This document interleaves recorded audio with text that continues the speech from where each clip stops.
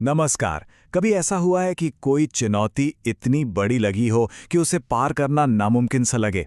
एक ऐसी सिचुएशन जहां लगता है कि भाई अब तो सारे रास्ते बंद हो चुके हैं। आज हम एक ऐसी ही कहानी देखने वाले हैं जो दिखाती है कि असंभव लगने वाली मुश्किलों को असल में कैसे पार किया जा सकता है। और ये सवाल हम सबके मन में कभी ना कभी तो आता ही है। क्या सच में कोई लक्ष्य हमारी पहुंच से इतना बाहर होता है, या फिर असंभव होना ये बस हमारे दिमाग की एक सोच है? चलिए इस कहानी के जरिए इस सवाल की तह तक जाते हैं और इसके पीछे की साइकोलॉजी को समझते हैं। तो कहानी शुरू होती है एक ऐसी परिस्थिति से जिसका कोई हल दूर दूर तक नजर नहीं आता। एक बड़ा संकट, गहरा डर और एक ऐसा पल जहां उम्मीद आप कह सकते हैं लगभग खत्म हो चुकी है। जरा सोचिए, एक शांत सा गांव है और उसके ठीक बाहर एक गहरा पुराना वीरान सा कुआं, और इसी शांत माहौल में एक बच्चा खेल रहा है, अपनी ही दुनिया में मग्न, बेखबर। और फिर अचानक वो हो जाता है जिसका डर था। खेल खेल में पैर फिसलता है और बच्चा सीधा उस अंधेरे गहरे कुएं में जा गिरता है। अब वो वहां अकेला है, डरा हुआ है और मदद के लिए चिल्ला रहा है। यहीं से कहानी में असल टेंशन की शुरुआत होती है। ठीक उसी वक्त जब लगता है कि अब सारी उम्मीदें खत्म हो चुकी हैं, कहानी में एक नया मोड़ आता है। निराशा के उस अंधेरे में उम्मीद की एक छोटी सी लेकिन बहुत पावरफुल किरण दिखाई देती है। बच्चे की पुकार सुन के गांव के एक बुजुर्ग साधु वहां आ पहुंचते हैं। उनका आना उस अंधेरे कुएं में सिर्फ एक और इंसान का आना नहीं था, बल्कि ये उम्मीद की पहली किरण जैसा था। एक इशारा कि शायद अभी सब कुछ खत्म नहीं हुआ है। अब देखिए, ये सिर्फ 3 शब्द नहीं है, ये एक तरह का साइकोलॉजिकल ट्रिगर है। साधु ने सिर्फ हमदर्दी नहीं दिखाई, बल्कि बच्चे को एक क्लियर इंस्ट्रक्शन दिया, एक रास्ता दिखाया। डर मत, कोशिश कर। ये एक ऐसा मंत्र था जिसने डर को एक तरफ हटाकर बच्चे को अपनी हालत का कंट्रोल लेने के लिए हिम्मत दी। और बस यहीं से कहानी का सबसे जरूरी हिस्सा शुरू होता है। ये सिर्फ किसी को बचाने की कहानी नहीं है, ये इस बात का विश्लेषण है कि कैसे सही गाइडेंस और खुद की कोशिश मिलकर नामुमकिन को भी मुमकिन बना देती है।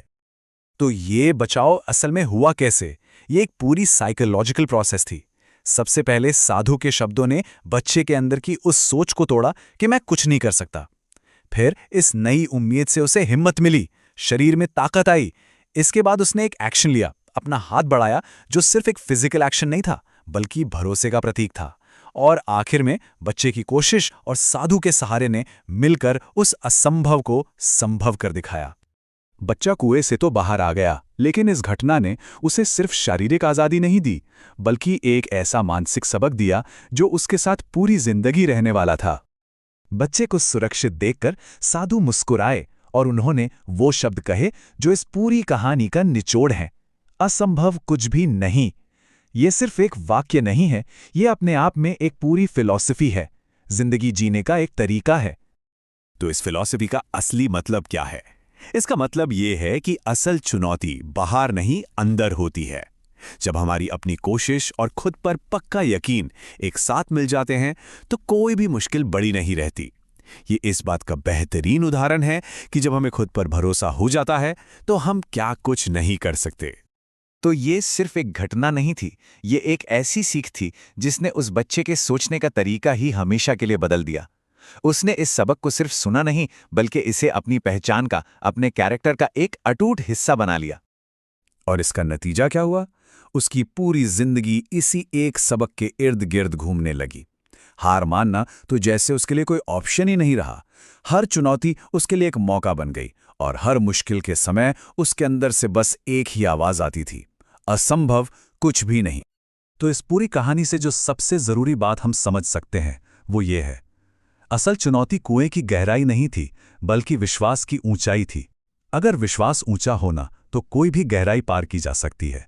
ये सिर्फ एक मोटिवेशनल बात नहीं है, बल्कि एक प्रैक्टिकल सच है। और आखिर में एक सवाल: हम सबकी जिंदगी में कोई ना कोई कुआं होता है।